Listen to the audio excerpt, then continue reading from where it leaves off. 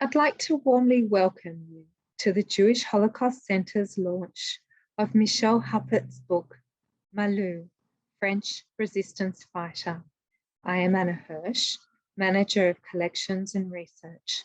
I acknowledge the Bunurong and Wurundjeri Woi Wurrung peoples of the Eastern Kulin Nation as the traditional owners and custodians, and I pay respect to their elders, past, present, and emerging. Women were a crucial part of the French resistance during the Second World War and participated in intelligence missions, arms smuggling, and sabotage, while the heroic actions of Josephine Baker, Nancy Wake, and Marie-Madeleine Focard have been celebrated and documented. The true numbers of female resistance members are unknown. Many women have gone largely unacknowledged in the public memory. Ruth Kneppel Stein was born to Leo and Margaret Altman in Vienna in 1913 and died in Melbourne in 2007. An elegant and strong woman, Ruth's sense of ethics and connection with her fellow Jews were instilled from childhood, and these qualities carried her through to the end of her life. I first met Michèle Huppert a few years ago when she brought historical documents to the JHC and told me all about her mother. It was such an incredible story, and it is wonderful that this story has finally been published as a book. Michèle worked with Real Film and Publishing with Romy Mashinsky and Georgie Ray Gallen as editors. Today, we honour Michèle's achievements and Ruth's heroic deeds as a resistance fighter in France. This is the story of Ruth and Michèle.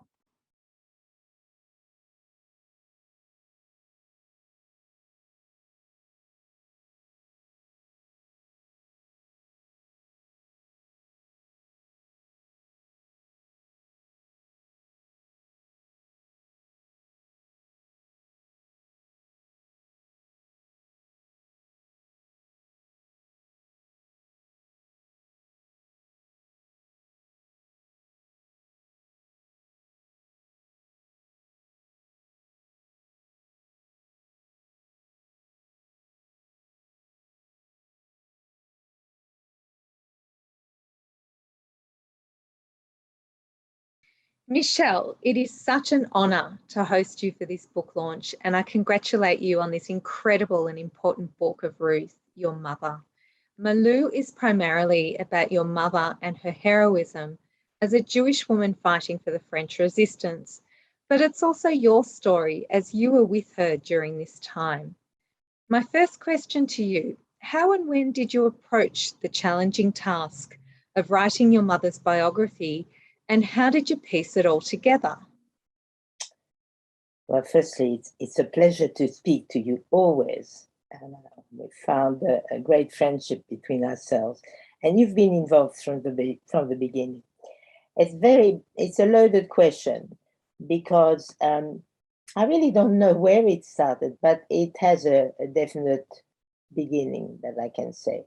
When my mother passed away in 2007, I went through her papers and I had to tidy up a lot of things. And there came neatly folded her various papers, testimonies, photos, and I started to read. Not that she had hidden them, but she had put them aside because whatever had happened in the past was a past. She was facing the future and she was happy about that. So this began. Then my partner and I, Eric Taft, we were planning a trip to France. And he made a comment and said, why don't you go? We go to the south of France, to the Dordogne. That's the southeast of France, where she was posted. And just revisit. I said, oh, what a wonderful idea. So we worked on that, on the itinerary. In the meantime, I made some inquiries with the museum in the area near Bordeaux, and I started to get in touch with people. And slowly, but very slowly, information came through. So that was number one.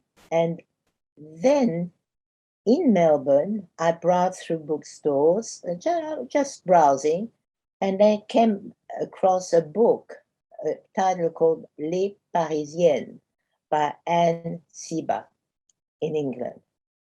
And I looked at it, I bought it, and I read it. I was amazed. It is a story, it's a historical book. It talks about the life of French women between 39 and when the war broke out and till the end. And it read like my life. I couldn't believe it. So I became very involved. There were names that I knew, I recognized. So I rang Anne, and we had a wonderful talk. It was such a pleasure. So we talked about that, and again, she sent me some information. And then I became, through my contact in France that I had made, I came across this lovely lady called Danielle Darquet.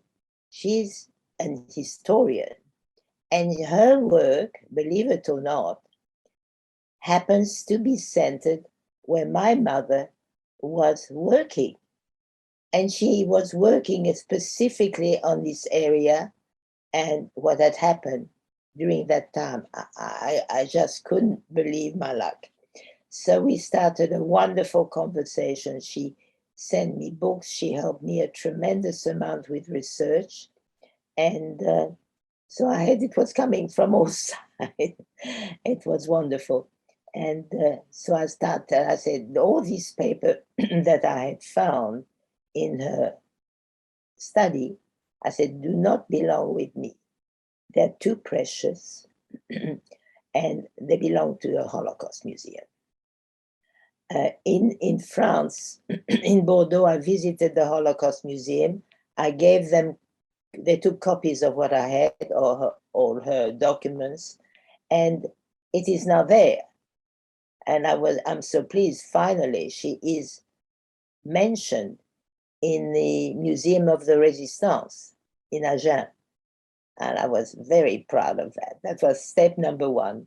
So when we came back to Paris, I made some more discoveries, and I worked with Danielle to find out more, and she helped me a lot to find out what had happened and the situation. That's how it started. Then I said, I'm going to visit my Holocaust museum here. And this is where I met Anna. And she didn't let me go. She said, that has to be put down. It has to be put down. She was wonderful.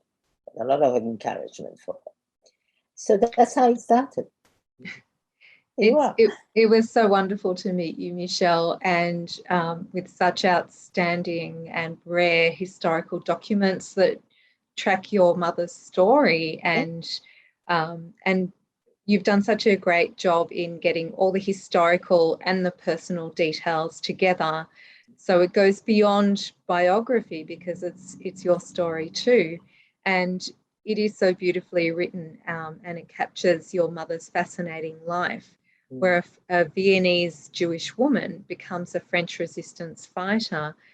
And it would be really interesting to know a little bit about her background, and I'd love you to describe your mother's upbringing in her parents' home and how this had such a lasting effect on her life and her ethics. Well, she was, her home was secular home, as most were in Vienna, but she was very, very Jewish in her feeling, especially with Israel. How did that come?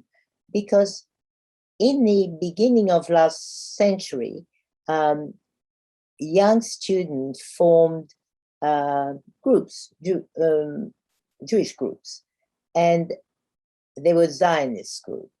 And in Vienna, of course, you had Herzl, Weizmann, they're all in the same together in the area. And Hirsh was very involved now with the Basel Conference. My grandfather, Leo, and some friends became very attached to Hirsh and Weizmann and went to the meetings. And he attended, the first anniversary of the modern Zionism in Basel. And I'm the third generation. So it's quite, when I said it, I said, oh, I couldn't believe it. But going a little bit ahead of myself, there was the 80th anniversary in Israel, in Tel Aviv. And my parents attended that with all the remaining survivors.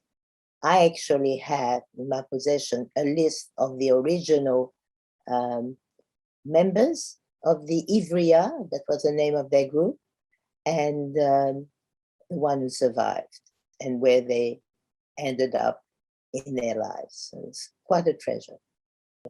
So the group Ivria and was started by your grandfather Leo, and his wife Margaret also started her own women's group. Yes, she started because men had separate meetings, and so she started her own group, and they named her Ruth after their daughter, who was born in 1913.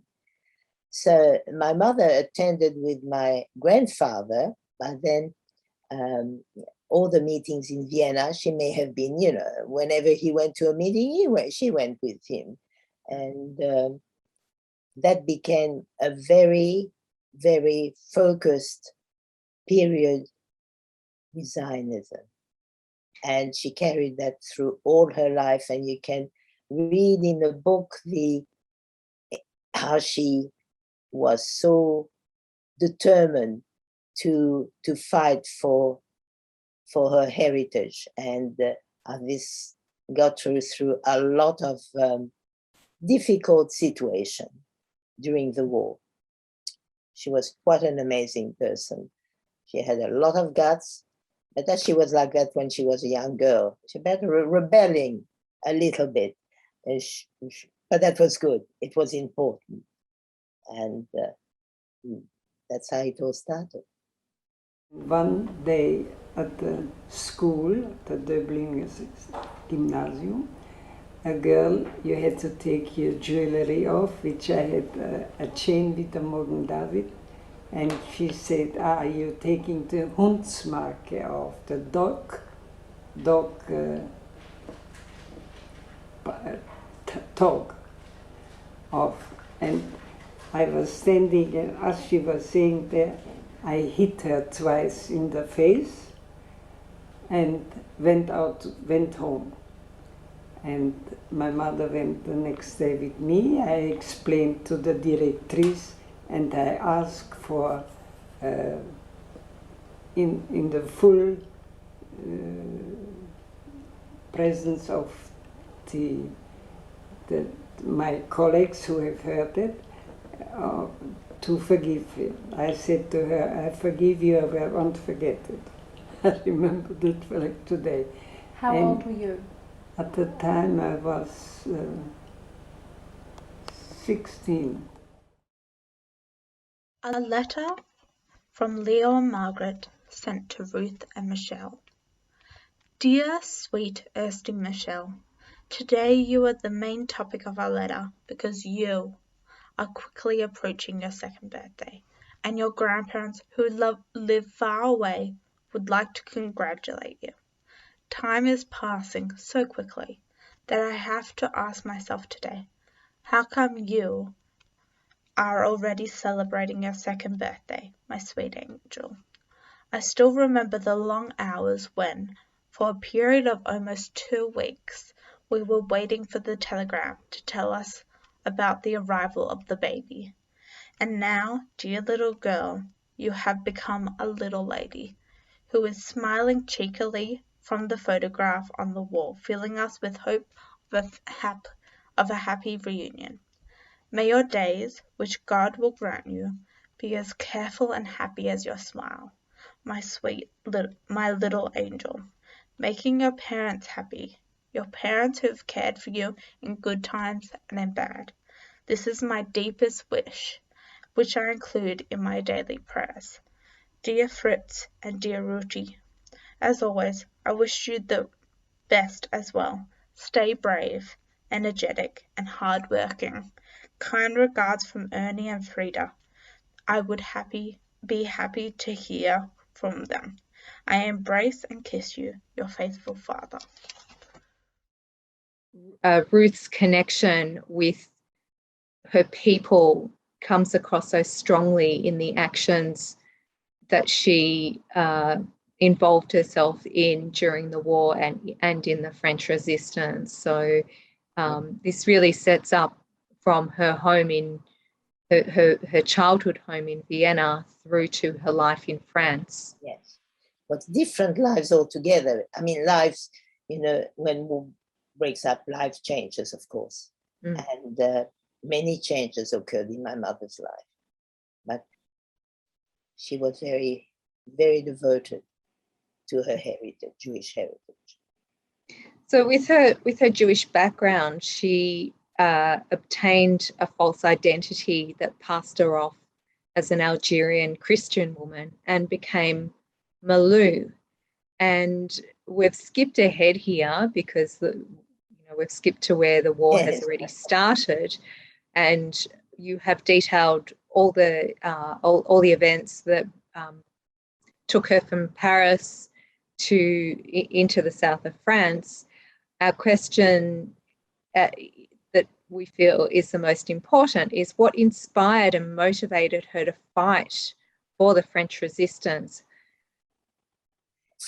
When I was born, when the war was declared in December, we had to flee Paris because France was then divided into Free French and occupied France.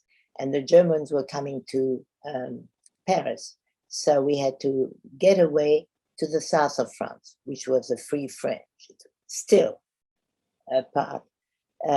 So we still had my grandmother, my other grandparents who left for Vienna and were caught in the Holocaust, did not survive. Only one grandmother did, and she was with us. She was there when I was born. And in the north of France, we traveled to the north of France where we had friends, and holidays were there, and we thought we were protected there. And I was born in a farm, and it's all explained in the book. It's too long now. But then the Germans started to come up and come down. Well, they were partly in Paris, but then they came down from the north, and we had to flee where I was born, which was in Picardy. And we left, with cards and whatever we had, and left for the south of France. When we separated, my father and grandmother went to Nice, and my mother and I went to the Dordogne. But then we had the Italian passport, all of us, so we were fairly secure because the German had set Italy as a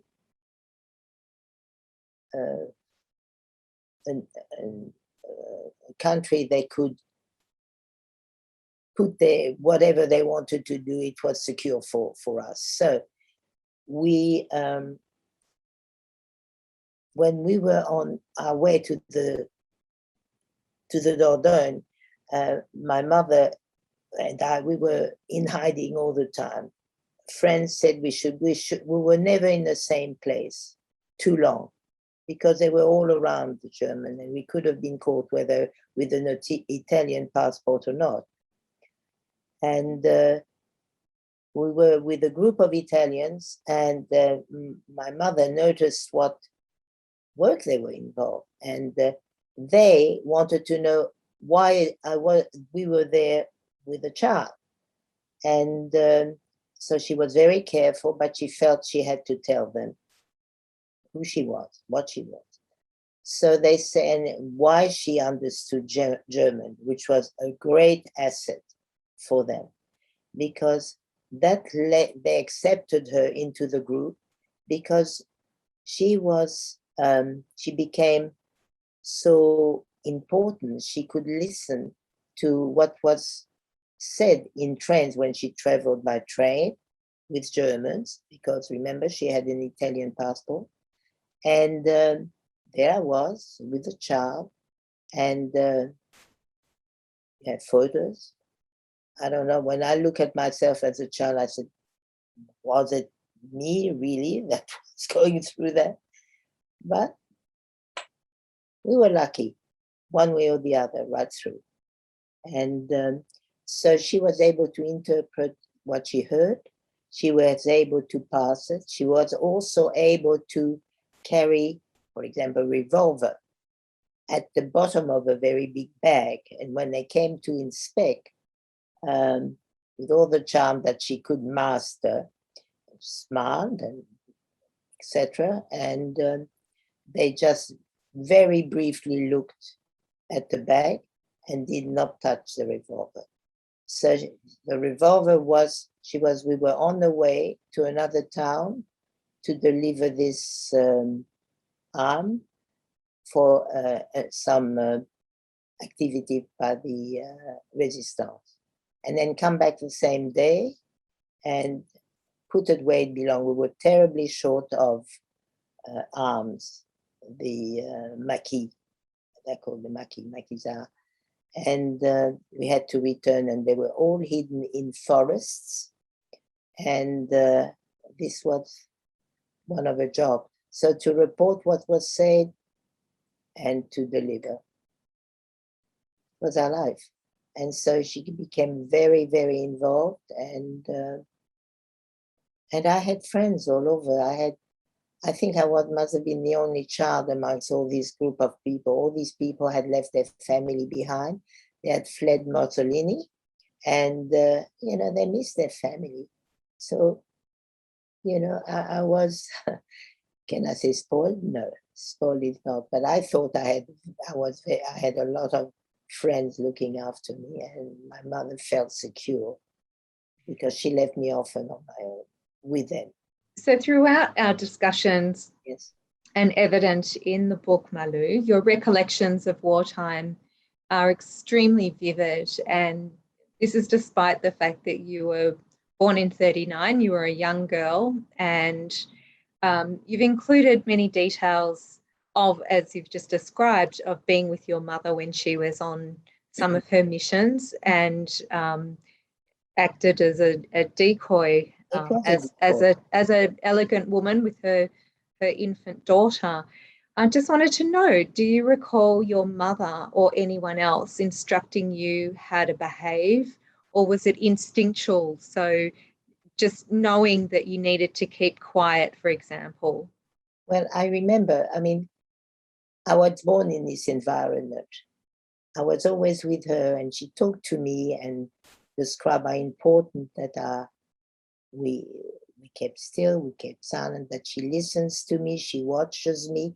We had eye contact, and through different, you know, she would put her head down, shake slightly, she would smile, or she would shake her head as a no. I could pick this, and I knew exactly what to do. She taught me very early, because we were traveling and we had to be, I had to be well behaved, how to eat with a fork and a knife. I was very young. I passed it on to my grandchildren. If they deviate, they remember what I told them. It didn't leave me, but that was all hers, and that's how we lived. I remember that well. I remember traveling on a bicycle, going to the farm where we were going to live for a few weeks, saying to me in the night, in a dark road, saying that I wanted to ask her something. She said, "Shh, don't talk." So I stopped talking. And that was that. Out of all of Ruth's missions, what would you say stands out as being one of the riskiest or the riskiest events that she went through? Yes. During that time, when my father was in Nice and with my grandmother, and we were on the other side, my mother found out that my father had been arrested and was for 6 months kept in Lyon in the prison. So she left me where we were in the Dordogne with our friends, and she went to get him. The guts, I can tell you. On the way, she was arrested by the Italian police, who were kind. They didn't know that she was Jewish. She kept it to herself. And taken for 6-hour interrogation to the chief of police in Lyon. And she said to him, she was very honest, she said, I had nothing to lose. She said to him, if you take me and take me away, I'm going to escape, because I've left behind a child, 4 years old, and I want to go back to her. She was so honest. She spoke her mind, and when she felt her back there was nothing she could do, she said, yes, I am Jewish. She admitted her Jewishness. So they talked and talked, and at the end, he said, now, I want you to go through that door over there, and your husband will be waiting, and the 2 guards who picked us up took us back to Nice. And she said, you go away. Now, why? Because after interrogating her thoroughly, he found out she was a resistance fighter, and he was an undercover resistance fighter. That's how we saved our lives. So I went back to the Dordogne, and my dad went back to his mother in Nice. But I think that would have been the riskiest, and there were many others described in the book, but that I think would have been the scariest and the riskiest of all. Thank you, Michèle. That event would have been so chancy to go either way, where she really put herself on the line there. She did. She had no other option. Mm. And when she didn't, that's how she was. Made the contact between 2 groups, and I was the only woman who did it, because the men couldn't do it. They had to be hidden or doing things. So I was the only one who did that contact, to go to one group and take a message to the other one. And then there was, we knew, it was known, I don't know how anymore, that we were only 2.5 kilometers from the prison of Dice, YSS Dice, yes. They were political prisoners, and amongst them were also Jewish people.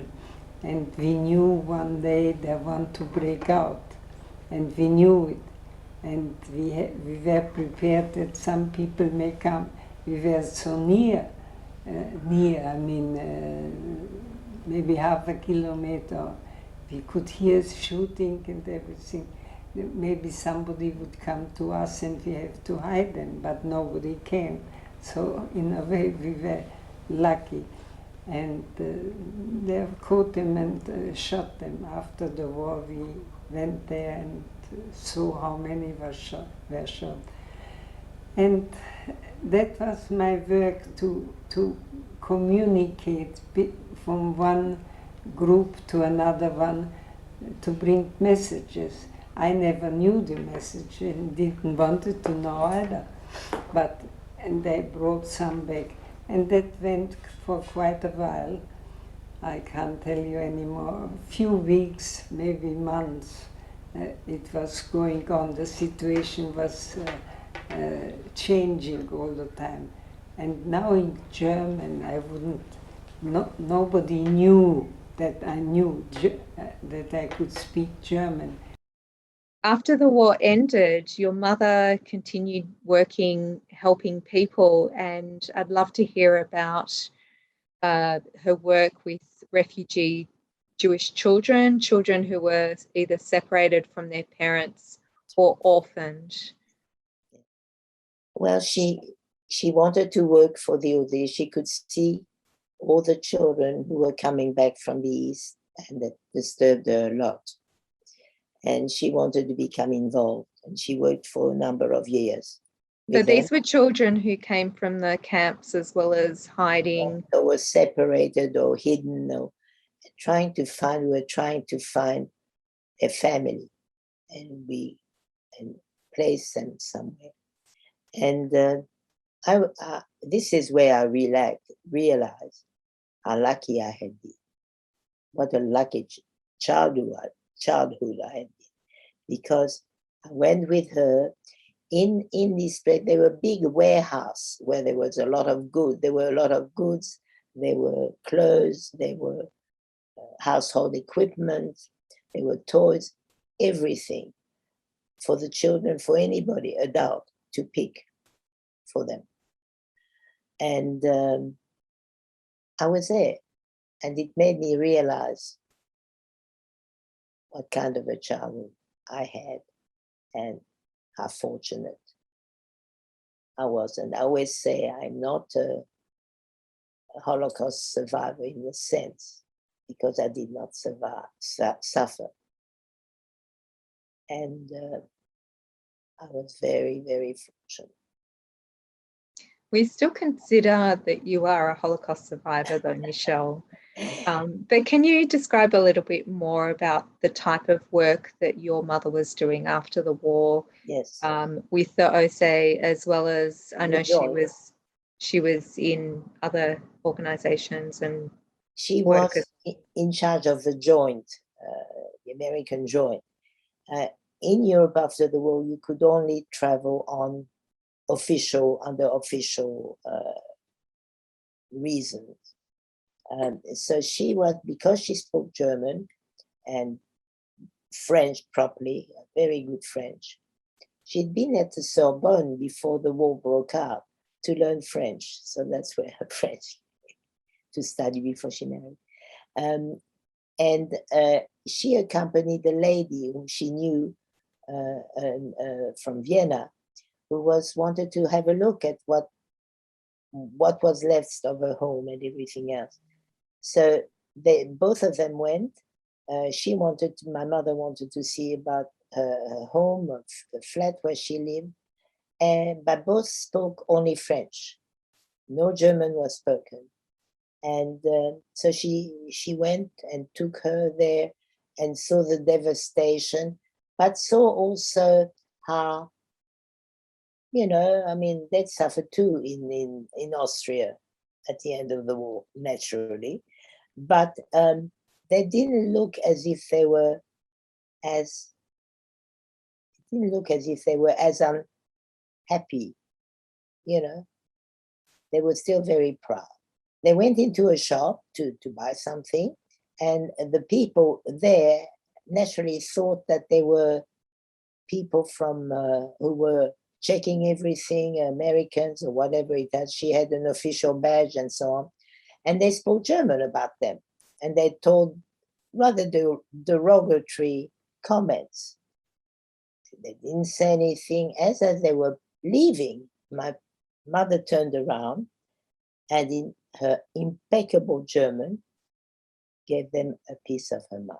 Then they traveled by train back to Paris, and there she saw the devastation and the great sadness, and she never cried actually.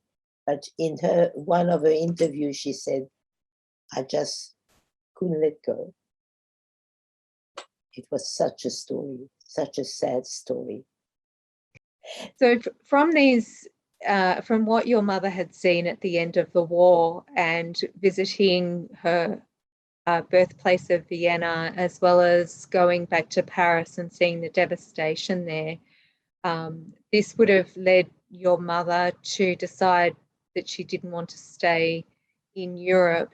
I'd love to hear the circumstances that led to your migration to Australia. Can you describe these for us? Well, she had no idea that she was going to move somewhere else. She was going to go home, go back to her. She was a knitwear designer, and my father designed the fabrics, was the engineer for making the fabric, the knitwear fabric. And so they went back to their very humble factory that they had, one room, and they started work. But life had changed. You know, as I said, war changes people and changes feeling. And something had somewhat changed between my parents. However, she had put, upon the advice of one of her boss, she had put an advertisement in the Jewish press saying, Ruth Kneppel looking for her cousin Paul Stein, and the detail. Well, somebody rang, told Paul here, and said there's a French woman looking for you. So they wrote to each other, and it was a second cousin, a childhood playmate. And as it would be, his parents and my grandparents were deported to Riga at the same time. So they were all in Vienna. Anyway, they wrote. He explained the life in Australia. He said, and my mother was far from happy, and I was in a boarding school. My mother and I disliked it intensely, coming only home on the weekend. Very strict behavior was imposed on us, and I was so scared not to be able to come home and see my mother on the weekend. So I was very unhappy for 18 months. In the meantime, my mother was making plans. She said, there's no need for me to stay in Paris, you know. And we talked about it. And I think we're going to make an arrangement to go to Australia, including my father. But my father had other plans, and he said, not yet, I'll come and join you later. And so we decided, or my mother decided, the two of us are going to go. So we took a ship in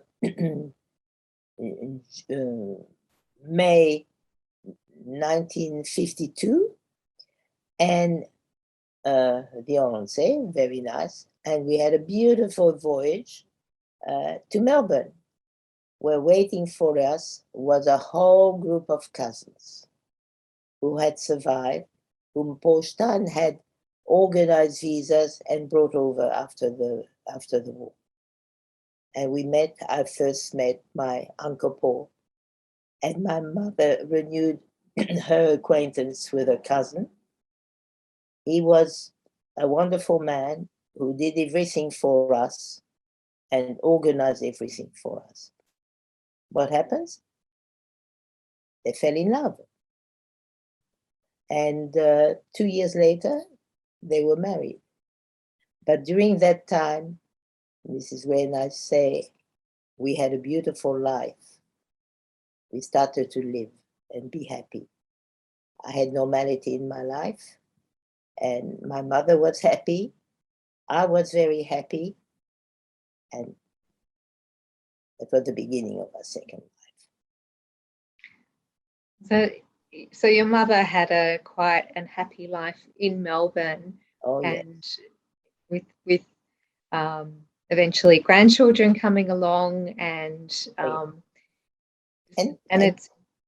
she didn't really speak about her experiences in the resistance to any of her friends, or even just just everything that she had done in the past belonged to the past, and she was facing the future, beautiful future, something she hadn't experienced since before the war. She was very happy then. So your book finally documents the details of your mother's bravery and puts it out in the world as historical documentation, as well as the stories of your personal experiences. And we're really grateful that you've donated her important historical documents, which serve as proof of these events and places and dates. So my final question to you, Michèle, what would you like to be the legacy of Malou, of Ruth Kneppel, and particularly what would you like this legacy to be for the younger generation? Yes, well, just going back a little bit, you said, I'm pleased, I'm very happy that she has finally found a place in the world where she will be recognized for the work that she has done. Because all that she put aside, she didn't mind, she didn't see the need, because she had plenty of recognition on paper from her French counterpart, but she didn't care. She was happy, she wanted to live a good life, and she now had a good life. Michèle, what message would you like to convey for particularly the younger generation? Well, thank you for that. I've written something in anticipation of this. This is very important today, of course. To the grandchildren and children of survivors of World War II, please engage with them in a conversation into their past. They hold a key to a past not to be forgotten for the future generation. And so it is so precious that it is fought today so hard, as we know, as if history repeats itself. You are the youngsters who have to fight for retaining what belongs to us. You hold the key to its survival. Who else after will do it but you? It will help these elderly people now to soften the hurt that they have carried locked in their hearts so long. You children will learn so much. Work for it, stay connected, find as much as you can about the heritage, the need to keep it alive, and today more than ever, fight for your right as a Jew to keep the flame burning.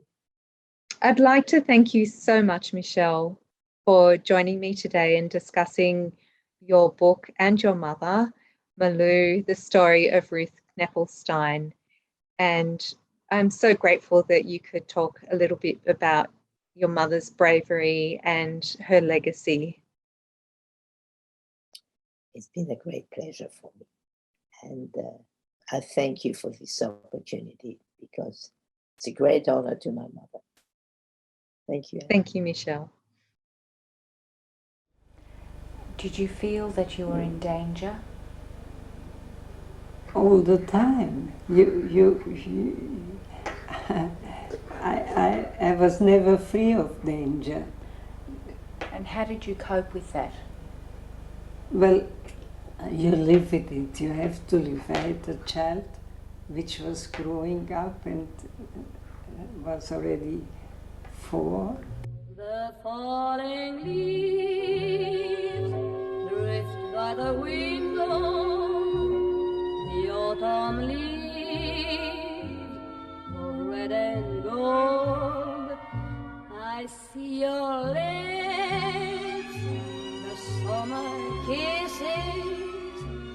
sunburned hands I used to hold. I wish I could be there with you in person, Michèle, but alas, it's not going to be this year.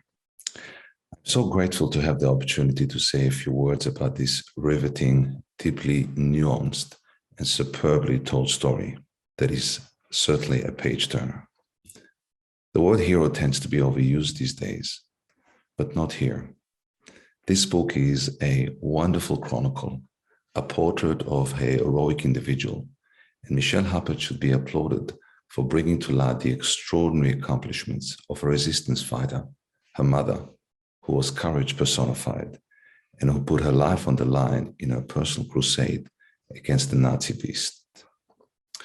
Drawing on interviews, testimonies, and other resources, Malou is a profound read, a powerful, inspiring, and an unforgettable tale of exceptional fearlessness, the fight against the evil of the German occupation, and survival in the face of staggering odds.